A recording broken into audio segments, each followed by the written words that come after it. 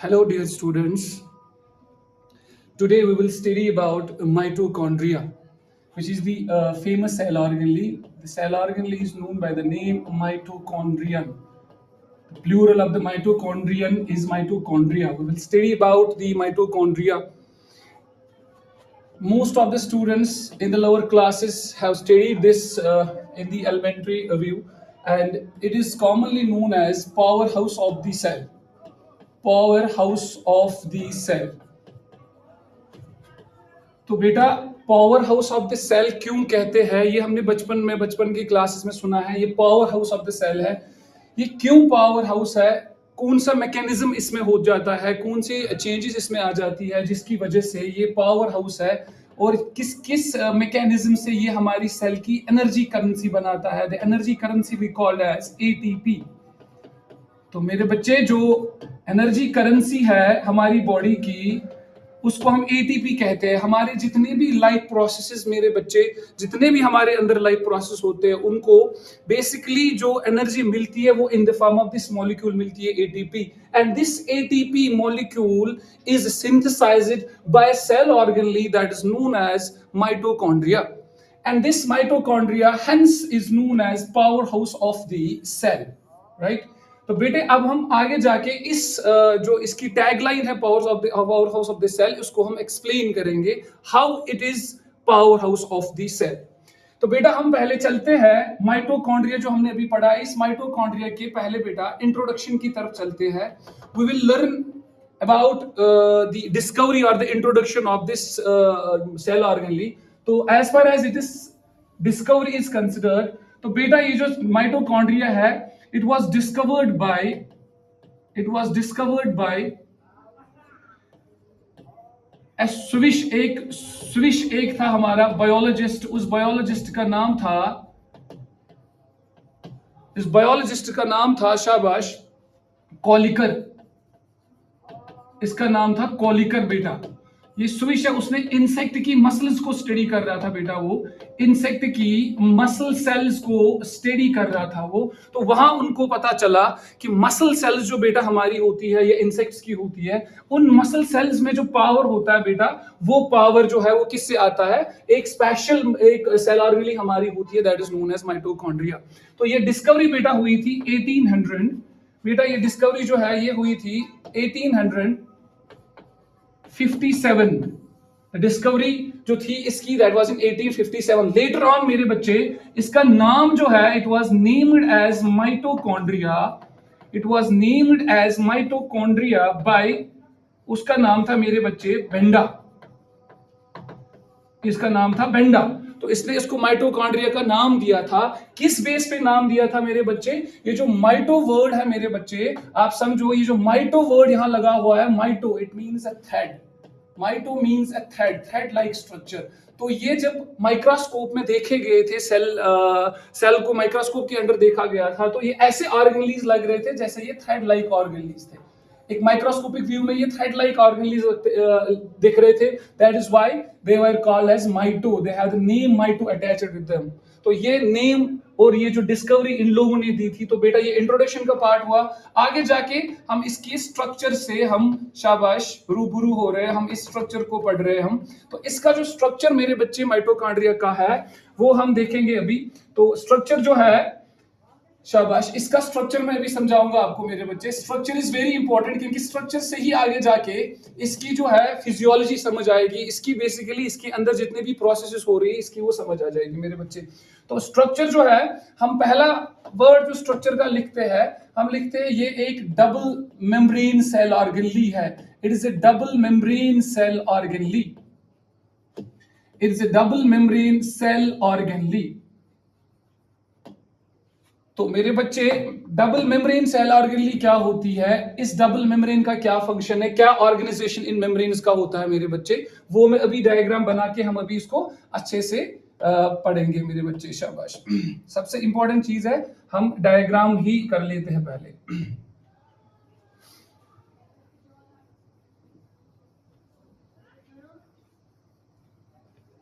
Let us draw diagram, जिसकी वजह से फिर चीजें इजी हमारे लिए बन जाएंगी।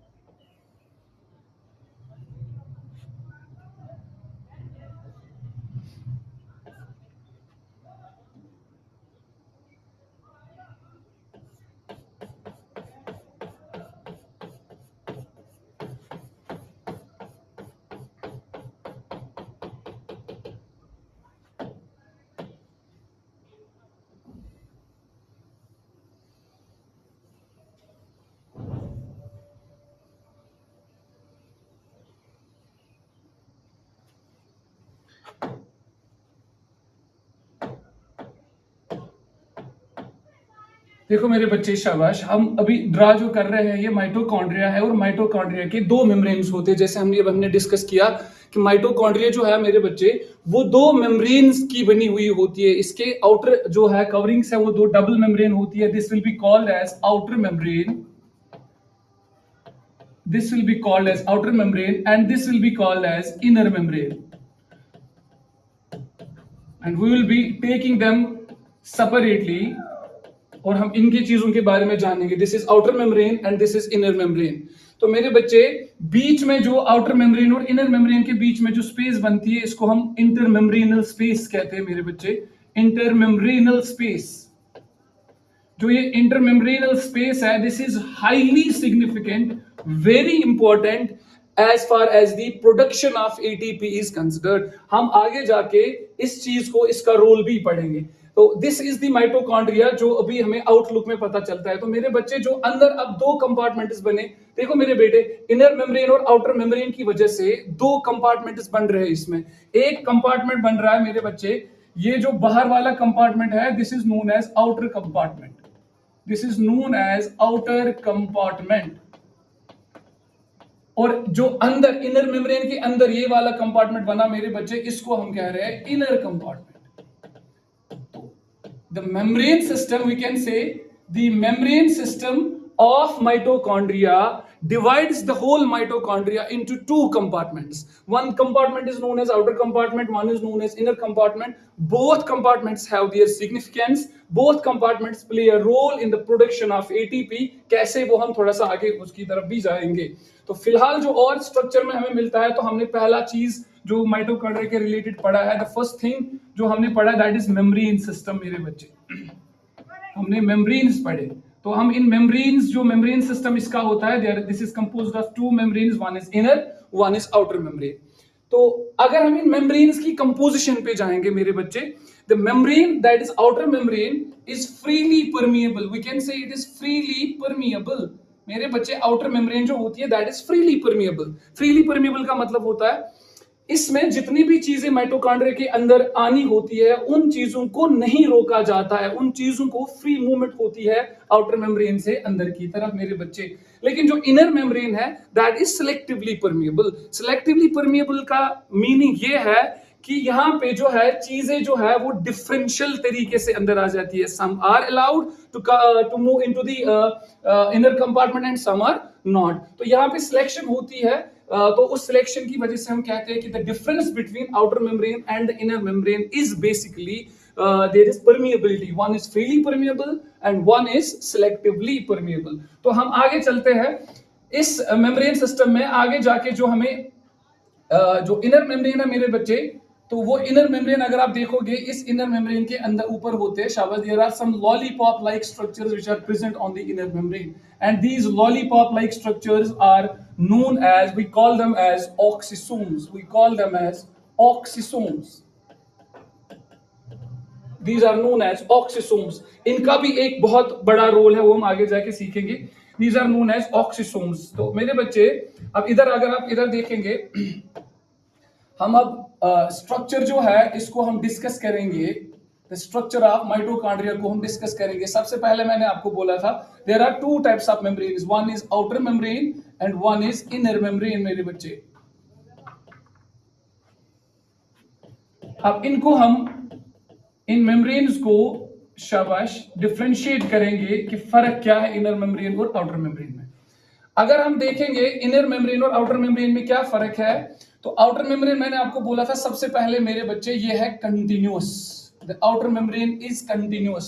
अगर हम डायग्राम में भी देखेंगे आप देख सकते हैं द आउटर मेम्ब्रेन जो है it is in continuity, it is very continuous, while as the inner membrane is not continuous, it is thrown into the folds। तो हम ये लिख सकते हैं मेरे बच्चे यहाँ पे the inner membrane is not continuous, it is not continuous, it is not continuous, instead it is thrown into various types of folds and those folds are known as cristae, finger like projections जिनको हम कहते हैं। अभी मैं फिर से आपको दिखाऊंगा कि इसमें क्या है, finger like projections। एक डिफरेंस तो ये आ गई मेरे बच्चे, one is continuous and one is not continuous. Number second पे अगर मैं आ जाऊंगा, नंबर सेकंड डिफरेंस जो है इस मेम्ब्रेन पे आप यहां देख सकते हो।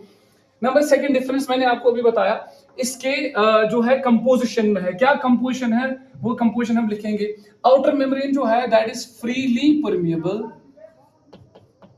outer membrane is freely permeable while as the inner membrane is selectively permeable,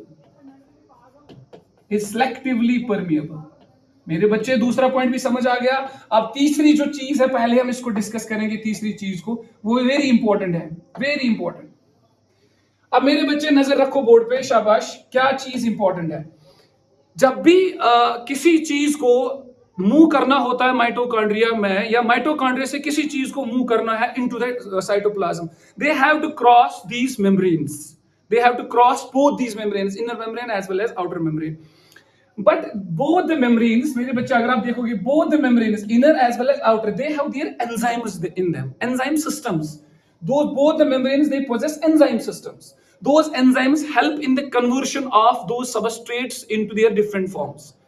When the substrate or any kind of byproduct, metabolic byproduct, when it is subjected to move through the outer membrane into the inner membrane, it first shabash encounters with certain types of enzymes.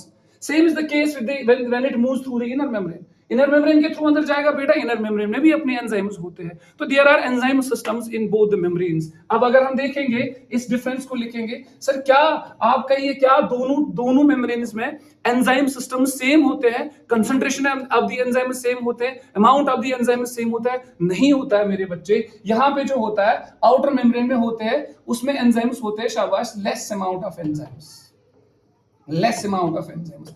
इसमें enzyme content poor होता है, बहुत poor होता है। और this membrane is, that is inner membrane मेरे बच्चे, this is very rich in enzymes, this is very rich in enzymes. तो मेरे बच्चा स्ट्रक्चर का पहला पार्ट हम यहां क्लियर कर रहे हैं। We are differentiating the outer membrane from inner membrane, which is very significant as far as the NEET is considered. May be NEET में ये क्वेश्चंस पूछे जाएंगे आपको, the difference between inner and outer, ये assertion reasoning के questions में पूछा जा सकता है। तो ये तो हमें विजिबल डिफरेंस मिले। एक और बच्चा डिफरेंस भी आपको समझ आएगा मेरे डायग्राम से। Sir outer membrane has no oxysomes while as inner membrane has these lollipop like structures called as oxysomes. तो मेरे बच्चे ये भी हम लिख सकते हैं, इस आउटर मेम्ब्रेन में there are no oxysomes, there are no oxysomes, while as इसमें लिखेंगे oxysomes are present, oxysomes are present. वो सबसे इंपॉर्टेंट बात है।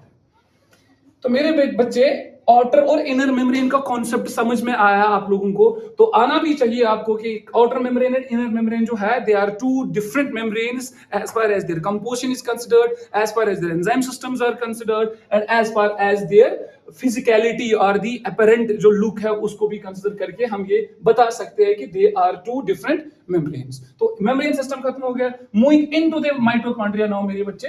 ये और ये खत्म हो गया। उसके बाद ये जो वाला पोर्शन है मेरे बच्चे, अब इस पोर्शन को ध्यान से देखो मेरे बच्चे। ये पोर्शन जो है, ये जो इनर कंपार्टमेंट है मेरे बच्चे, this is filled by a homogeneous substance, a fluid matrix मेरे बच्चे, a fluid substance, this is filled by a fluid substance which is homogeneous, and the fluid substance is known as matrix, and the fluid substance is referred as matrix. We'll call this as matrix, इसको हम matrix कहते हैं। Sir ये क्या होता है ये matrix, थोड़ी देर बाद ये भी जानेंगे हम।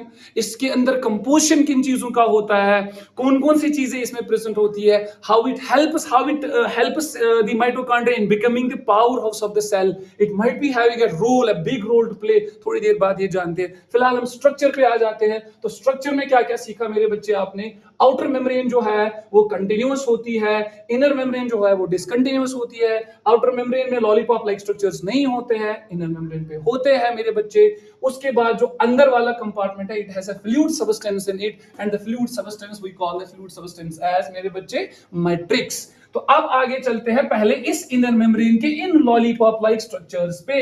मेरे बच्चे में एक चीज यहां पे आपको बता दूं, ये जो यहां पे हमने डिस्कस किया membrane system, it is over. और अब हम बेटा नए से एक चीज डिस्कस यहां पे करेंगे, हम इनर मेम्ब्रेन के इन ऑक्सीसोम्स को डिस्कस करेंगे मेरे बच्चे।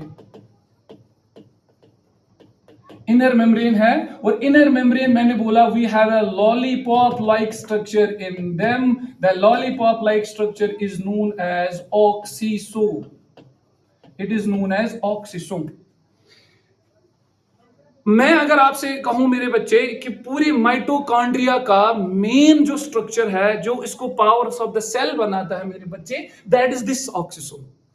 दिस ऑक्सीसोम जो है ऐसे होता है मेरे बच्चे, this is the oxysome, we can say this is the oxysome. अगर हम माइक्रोस्कोपिकली इसको देखेंगे मेरे बच्चे, this is the oxysome, this is the oxysome. और ये जो होता है मेरे बच्चे, the spherical thing, the spherical जो एक स्ट्रक्चर इसका प्रेजेंट होता है, we call this head, and the flat जो फ्लैट यहां पे होता है मेरे बच्चे, we call this as base, we call this as base. और ये जो बीच में इन दो को मिलाता है मेरे बच्चे, we call this as stalk. We have a head, we have a base, we have a stalk, right मेरे बच्चे। अब ये जो ऑक्सीसोम है मेरे बच्चे, it has got different names, different name. It is also known as मेरे बच्चे, it is also known as elementary particle, it is also known as elementary particle, and it is sometimes also known as F0 F1 particle. It is sometimes known as F0 F1 particle. The head is spherical, the base is wider and flat, while as there is connection in between, we call this as stalk. The head is represented by F0 and the base is represented by F1. That is why it is known as F0 F1 particle. Basically this F represents the fragmentation process, fragment. F stands for the fragment, fragment not fragment 1, जब इसको अलग हम करते हैं technique से तो ये अलग अलग फ्रेगमेंट्स निकलते हैं इससे, that is why they have been represented by the letter F, F0 F1 particle. Sir role क्या है इनका, इन ऑक्सीसोम्स का रोल क्या है, राइट इनका रोल क्या है मेरे बच्चे। अगर मैं थोड़ा सा डेप्थ में जाऊं, थोड़ा सा आपको समझाऊं, आगे जाके जो बॉटनी में आप पढ़ेंगे, रेस्पिरेशन में, बॉटनी में एक जगह पे प्लांट जो रेस्पिरेशन वहां पे है, तो इसमें आपको मैं एक बात समझाना चाहता हूं, शायद ये लिंक करे वहां पे। ये बात ये है कि ये जो F0 F1 पार्टिकल्स है मेरे बच्चे, ये होते हैं इनर मेम्ब्रेन पे। क्या होते हैं मेरे बच्चे, इनर मेम्ब्रेन। अब इनर मेम्ब्रेन जो है, मान लो मेरे बच्चे ये इनर मेम्ब्रेन है, मान लो मेरे बच्चे ये इनर मेम्ब्रेन है, हम यहां पे सिखाएंगे आपको मेरे बच्चे। मान लो ये इनर मेम्ब्रेन है और इस इनर मेम्ब्रेन के ऊपर खड़ा हुआ है हमारा कौन सा, ऑक्सीसोम। अब ध्यान रखो पहले मेरे बच्चे, ये ऑक्सीसोम है। अब इनर मेम्ब्रेन के बाहर ये वाला एरिया कौन सा है, अगर मैं ये भी ड्रा कर लूं मेरे बच्चे, ये तो है ना आउटर मेम्ब्रेन मेरे बच्चे, ये है आउटर मेम्ब्रेन और ये है इनर मेम्ब्रेन। बीच में जो है ये स्पेस आ गई है ना मेरे बच्चे, स्पेस आ गई बीच में। अब इस चीज को ध्यान से रखो, या अब ये स्पेस आ गई बीच में। सर क्या रोल है, जो रोल है एटीपी बनाने का, जो मैकेनिज्म है, जो प्रोसेस है मेरे बच्चे, वो यही समझे हम। जब भी हम ग्लूकोज का मेटाबॉलिज्म पढ़ते हैं मेरे बच्चे, किसका मेटाबॉलिज्म पढ़ते हैं मेरे बच्चे, ग्लूकोज का ब्रेकडाउन पढ़ते हैं मेरे बच्चे। ग्लूकोज जो कन्वर्ट होता है मेरे बच्चे, वो होता है पायरुवेट में, we call the pyruvic acid. And जो रिएक्शन वहां होती है, जो साइकिल होता है, उस साइकिल को हम ग्लाइकोलिसिस कहते हैं। बॉटनी में सिलेबस में है, आपको वहां से मैं कोऑर्डिनेट करा रहा हूं, आपको एक टच वहां से मैं भी फील करा रहा हूं कि असल में क्या है।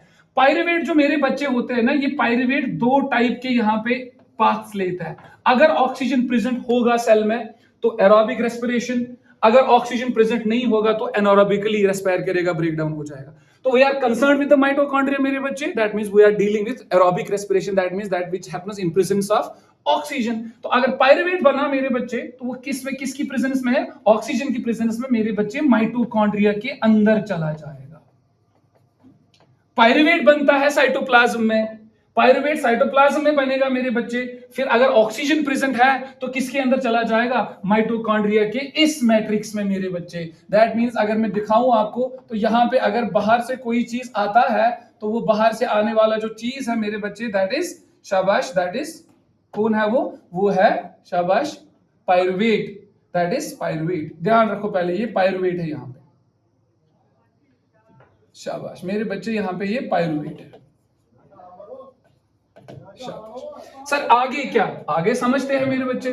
पायरुवेट जब अंदर आएगा तो उस पायरुवेट के मेरे बच्चे 2-3 रिएक्शंस होते हैं। इस पायरुवेट को ब्रेक डाउन करना होता है। सर पायरुवेट को ब्रेक डाउन करने के लिए हम क्रेब्स साइकिल करते हैं। हम क्रेब्स साइकिल में 14 रिएक्शंस पढ़ते हैं, जिसमें हमारा glucose C6H12O6 plus 6 times oxygen वो हमें ब्रेक डाउन होता है, उसका 6 times carbon dioxide plus 6 times water, और निकलते हैं हमारे एटीपीज। सर ये जो कंप्लीट ब्रेक डाउन होता है ग्लूकोज का, एक कंप्लीट ब्रेक डाउन होता है मेरे बच्चे क्रेब्स साइकिल में माइटोकॉन्ड्रिया के अंदर।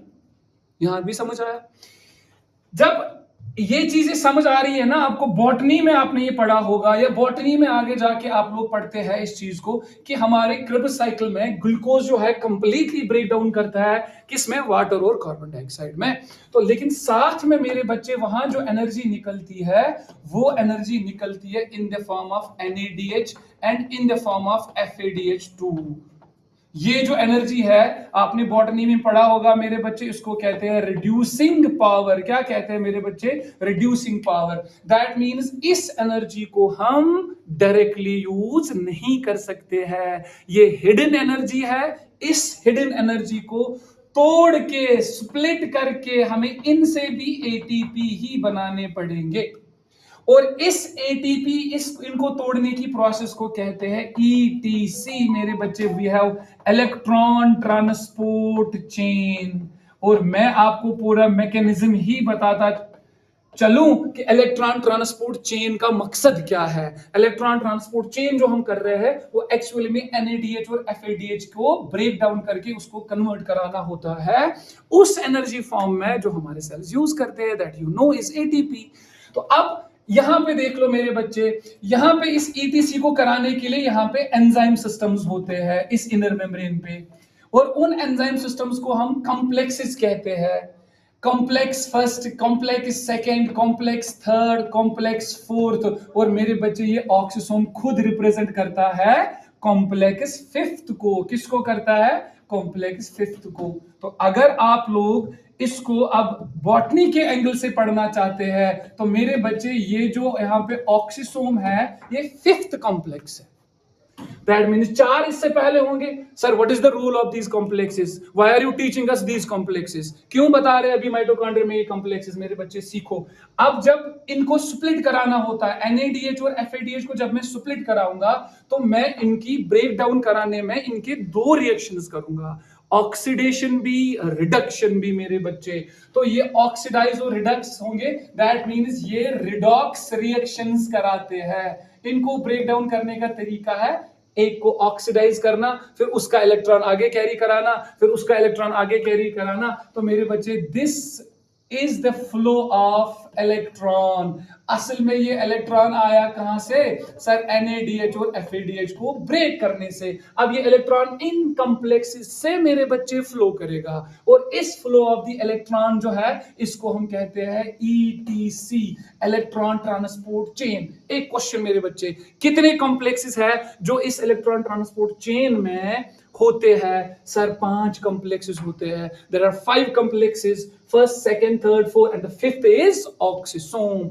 तो मेरे बच्चे जब ये रिडॉक्स रिएक्शंस हो जाएंगे ना, तो इन रिडॉक्स रिएक्शंस की वजह से इन कॉम्प्लेक्सेस से मेरे बच्चे, इन कॉम्प्लेक्सेस से इस ये जो यहाँ पे हमारी स्पेस है ना मेरे बच्चे, इस स्पेस में इन कॉम्प्लेक्स से क्या निकलेंगे? H positive ions. Redox reaction हो रही है तो प्रोटॉन्स रिलीज हो रहे हैं इस इंटरस्पेस मेम्ब्रेन में। तो मेरे बच्चे इस पूरे इंटरमेम्ब्रेनल स्पेस में क्या जमा हो जाते हैं? Protons, H positive. तो ये जो H पॉजिटिव जमा हो जाएंगे ना मेरे बच्चे, तो यहाँ पे एक ग्रेडियंट प्रोड्यूस होता है। कौन सा ग्रेडियंट सर? यहाँ पे H पॉजिटिव है, यहाँ पे नहीं है। सर ये H positive they will tend to flow into the matrix, they will tend to flow into the matrix। ये है ना matrix inner compartment, they will tend to the, मगर इनके लिए ये इनर मेम्ब्रेन इम्परमिएबल होती है मेरे बच्चे।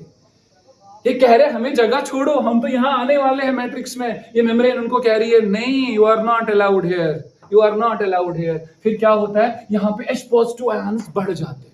जब H पॉजिटिव आयंस की कंसंट्रेशन बढ़ जाती है, आप लोग कहते हो, आप लोगों को पता है लाइक चार्ज जो है वो रिपल है। यहाँ पे जितने पॉजिटिव चार्जेस बढ़ेंगे उतना ज्यादा यहाँ पे कोलिजन्स का खतरा है, रिपल्शंस का खतरा, ये मूवमेंट में आ जाते हैं। एंड मेरे बच्चे इनके ज्यादा होने से there is development of a force, we call the force as PMF. The PMF full form इसकी है प्रोटॉन मोटिव फोर्स। क्या कहते हैं इसको? Proton motive force. ये फोर्स कैसे जनरेट होता है मेरे बच्चे? एक किस्म का पोटेंशियल है ये। पॉजिटिव चार्जेस एक जगह पे जमा हो गए, उन्होंने रिपल्शंस करना स्टार्ट किया, वहां की वजह से मूवमेंट स्टार्ट होगी और वहां पे एक फोर्स जनरेट हो गया। The force is known as proton motive force. अब क्या होगा? अब इनको आना ही पड़ेगा अंदर, लेकिन कोई भी चार कॉम्प्लेक्स में से कोई कॉम्प्लेक्स इसको अंदर छोड़ने के लिए तैयार नहीं है। They are saying we are impermeable for you. फिर ये फिफ्थ कॉम्प्लेक्स मेरे बच्चे, जिसको आप ऑक्सीसोम कहते हो मेरे बच्चे, ये फिफ्थ कॉम्प्लेक्स इनको कहता है आ जाओ आ जाओ। ये कह रहा है आ जाओ। ये देखो मेरे बच्चे, ये कह रहा है आ जाओ, मेरे अंदर से H पॉजिटिव आएगा और H पॉजिटिव यहां से निकलेगा। दैट मीन्स ये परमिएबिलिटी इनके लिए ओपन कर देता है। आ जाओ मेरे अंदर आ जाओ। अब मेरे बच्चे समझने की बात यहां पे ये जो तुम समझोगे, H पॉजिटिव रश में अंदर चले जाते हैं मैट्रिक्स में। यहां पे देखेंगे हम मेरे बच्चे, यहां पे देखेंगे, यहां से ये H पॉजिटिव यहां पे है, ये H पॉजिटिव अंदर आ जाते हैं, रश में H पॉजिटिव अंदर आ जाते हैं। तो मेरे बच्चे जो ही ये H पॉजिटिव इस कॉम्प्लेक्स के अंदर आ जाते हैं, कहते इस फिफ्थ कॉम्प्लेक्स ऑक्सीसोम में एक माता आ जाती है, एक माता जग जाती है। क्या एक रूप उदाहरण कर लेता है ये हमारा ऑक्सीसोम। क्या यहां से H पॉजिटिव अंदर आए तो इसके अंदर एक एक्टिविटी आ जाती है, we call the activity as ATPase activity. Sir ये तो एक एंजाइम भी अब बना, क्योंकि you know that anything that is having the suffix ase is the enzyme मेरे बच्चे। अब ये एंजाइम बन गया तो एंजाइम वाली एक्टिविटी माता जगी इसमें। सर कौन सा एंजाइम? एटीपी बनाने का एंजाइम। कैसे? ऐसे मैं दिखाता हूं मेरे बच्चे, कैसे दिखाता है शाबाश। यहां पे होगा क्या काम? यहां से देखो मेरे बच्चे, ये काम होगा अंदर जो इनर मेम्ब्रेन पे ये है, मैं भी इस स्लाइड पे दिखाने की कोशिश कर रहा हूं मेरे बच्चे। यहां पे होता है कन्वर्शन, H पॉजिटिव अंदर आ रहे हैं, यहां पे कन्वर्शन होता है, ADP is converted into ATP। ये इनर मेम्ब्रेन के जस्ट मैट्रिक्स के में होता है। मगर ये कब हुआ? जब ये H पॉजिटिव यहां से रन कर रहे हैं। मेरे बच्चे ध्यान रखो, यहां पे क्या होगा? 3 H positive ions, 3 H positive ions अंदर आएंगे तो एक ATP बनेगा। हमारा नीड के लिए जो है वो रेशियो क्या बन गया? 3:1। अब आपको शायद रोल समझ में आया होगा। What is the role of these oxysomes in the production of ATP and why is mitochondria known as ATP mills? Why are they known as powerhouse of the cell? अब ये जो ATP यहाँ पे मेरे बच्चे बना, इलेक्ट्रॉन ट्रांसपोर्ट चेन के बाद जब ये ATP बन रहा है ना मेरे बच्चे ऑक्सीसोम में, the process will be known as मेरे बच्चे, the process will be known as oxidative phosphorylation. The process will be known as oxidative phosphorylation. The process will be known as oxidative phosphorylation. मेरे बच्चे मैं बताता चलूं आपको, oxidative इसलिए कहते हैं it happens in presence of the oxygen, और फॉस्फोराइलेशन एक जनरल रिएक्शन है। It is the name of a general reaction in which phosphate group is added to any substance. Whenever phosphate group is added, we call the reaction as phosphorylation. When phosphate group is removed, we call the reaction as dephosphorylation. Hence the name oxidative phosphorylation. मेरे बच्चे oxygen इसमें यहाँ पे phosphate group add हो गया, adenosine diphosphate convert हो गया adenosine triphosphate में। तो मेरे बच्चे एडिशन ऑफ फॉस्फेट ग्रुप हो गया, and this oxysome is the main site, it is the main point where actual phosphorylation occurs, where actual ATP synthesis occurs in the mitochondria. ये मेरे कहने का पॉइंट था कि आपको रेस्पिरेशन वाला टॉपिक भी इसके साथ क्लियर हो गया। तो मेरे बच्चे अब ये चीजें आपने समझ ली। अब मैं वापस जाके 1 मिनट में आपको एक और चीज समझाऊंगा मेरे बच्चे इस माइटोकॉन्ड्रिया के रिलेटेड। दैट इज, ये पॉइंट अब समझते हैं मेरे बच्चे, वो ये है कि हम लोग माइटोकॉन्ड्रिया के रिलेटेड एक और पॉइंट जो है हम याद रखते हैं। दैट इज माइटोकॉन्ड्रिया जो है मेरे बच्चे, या माइटोकॉन्ड्रियन सिंगुलर जो है, it is semi autonomous cell organelle. Semi autonomous cell organelle क्या होता है ये चीज, अभी हम इसको डिस्कस करेंगे। It is the semi autonomous cell organ. मेरे बच्चे पहले ये वर्ड है autonomous.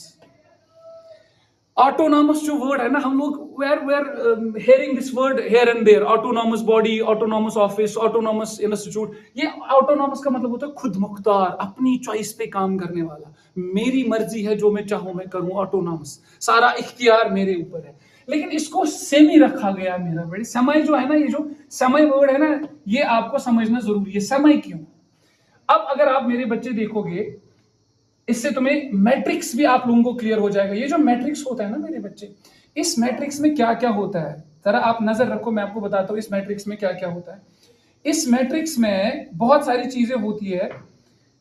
This matrix is composed of circular DNA fragments, this matrix has RNA molecules, and this matrix has, शाबाश, राइबोसोम्स। बहुत सारे राइबोसोम्स भी इसमें होते हैं, आरएनए फ्रैगमेंट्स भी होते हैं, और कुछ एंजाइम्स होते हैं। अगर मैं यहां पे लिख लूं, this is circular DNA fragment, circular DNA fragment, और इसको मैं लिखूं दीज आर राइबोसोम्स। तो मेरे बच्चे याद रखो, ये राइबोसोम होगा 70s, it will not be 80s, it will be of A prokaryotic origin, 70s ribosome. और होते हैं हमारे यहां पे मेरे बच्चे कुछ आरएनए फ्रैगमेंट्स, आरएनए फ्रैगमेंट। अब अच्छे से बोर्ड पे रखो, बस 2 मिनट में ये क्लियर हो जाएगा मेरे बच्चे। जो यहां पे डीएनए भी है, अगर मैं आपको अब ये समझा, आपने यहां पे आ जाते वापस। सर आपने कहा माइटोकॉन्ड्रियम है, फिर ये चीजें भी होती है। सर अगर इसमें डीएनए भी है, अगर इसमें आरएनए भी है, अगर इसमें हमें राइबोसोम भी मिल रहे हैं, मेरे बच्चे ध्यान रखो, अब ये हमारा कंक्लूडिंग पॉइंट। अगर डीएनए भी है, आरएनए भी है, राइबोसोम भी है मेरे बच्चे, तो डीएनए जो है आरएनए बनाएगा, आरएनए से हमें प्रोटीन बनाने होते हैं, प्रोटीन बनाने की मशीन हम राइबोसोम को कहते हैं। तो मेरे बच्चे हमारे यहाँ इसमें क्या होगा, we have a process in our hand that is known as central dogma. Sir इसमें प्रोटीन सिंथेसिस होगी, होगी कि नहीं होगी मेरे बच्चे? होगी। सर क्यों होगी? डीएनए से रेप्लिकेशन होगी, डीएनए से आरए बन के ट्रांसक्रिप्शन होगी, और ट्रांसक्रिप्शन से फिर राइबोसोम पे ट्रांसलेशन में प्रोटीन बनेंगे। तो इसका मतलब है इस सेंट्रल डॉग्मा की वजह से मेरे बच्चे इसमें ऑटोनॉमस वाला कैरेक्टर आ जाता है। कौन सा कैरेक्टर आ जाता है मेरे बच्चे? ऑटोनॉमस होगा ये। क्यों? इसमें सेंट्रल डॉग्मा होता है। मगर पहले ध्यान रखो मेरे बच्चे, इधर आ जाते हैं। सर इसके अंदर सेंट्रल डॉग्मा होगा इस मैट्रिक्स के अंदर, तो जो एक माइटोकॉन्ड्रिया को क्या बना के रखेगा? ऑटोनॉमस वाला चीज। लेकिन सर फिर भी हमने अभी देखा, इसको रेस्पिरेशन करनी है, इसको एटीपी बनाना है। एटीपी के लिए बनाने के लिए जितने भी सबस्ट्रेट्स प्रोडक्ट्स हमें चाहिए ना मेरे बच्चे, वो कहां से आने पड़ेंगे? वो कहां से लाने पड़ेंगे? इनफैक्ट माइटोकॉन्ड्रिया से नहीं, बाहर साइटोप्लाज्म से, सेल के अंदर इसमें लाने पड़ेंगे माइटोकॉन्ड्रिया। तो मेरे बच्चे ध्यान रखो, अगर आप यहां देख रहे हो कि सेंट्रल डॉग्मा हो रही है, किसमें सेंट्रल डॉग्मा हो रही है मेरे बच्चे? मैट्रिक्स में। सर यहां पे एक पूरी कैपेबिलिटी रखता है कौन? हमारा जो ये है माइटोकॉन्ड्रिया, ये कैपेबिलिटी रखता है प्रोटीन बनाने की। इसमें मशीनरी कंप्लीटली हो आती है जो क्या बनाएगी? प्रोटीन। मगर सर इसके जितने भी रेस्पिरेटरी रिएक्शंस होंगे, जो ये रेस्पिरेशन करेगा, उसके लिए जो मटेरियल लगेगा, that has to be supplied from cytoplasm. तो सर हम कह सकते हैं, क्या कह सकते हैं मेरे बच्चे? Sir this mitochondria is dependent on cytoplasm as well. Sir यहां देखा था हमने ऑटोनॉमस नेचर में, it looks independent, it can synthesise its own proteins. But मेरे बच्चे यहां पे ध्यान रखो, आप लोग ध्यान क्या रखना है कि इसको भी प्रोडक्ट्स कहां से लाने पड़ेंगे, जो इसके सबस्ट्रेट्स है वो कहां से लाने पड़ेंगे?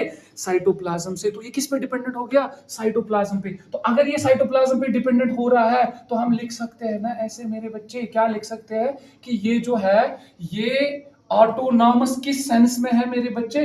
ये ऑटोनॉमस किस सेंस में है? ये है ऑटोनॉमस, सेंट्रल डॉग्मा होगा इसके अंदर, ये प्रोटीन बनाएगा। मगर मेरे बच्चे ये कंप्लीटली डिपेंडेंट है किस पे? साइटोप्लाज्म पे। तो अब ये ना ये कंप्लीटली इंडिपेंडेंट है, ना ये कंप्लीटली डिपेंडेंट है, तो इसको एक टर्म बताई गई है semi autonomous. It is a semi-autonomous cell organelle which depends upon cytoplasm for metabolic byproducts or products, while as it has its own cell machinery that makes it autonomous. तो मेरे बारे में ये टैग लाइन जो है मेरे बच्चे, ये जो टैग लाइन है ये वेरी इंपॉर्टेंट है, क्योंकि इसको भी पूछा जाता है कि माइटोकॉन्ड्रिया कैसे सेमी ऑटोनॉमस सेल ऑर्गेनेल है। तो ये भी समझ आया आपको बेटा? तो आज के लिए मेरा इतना ही। All the best.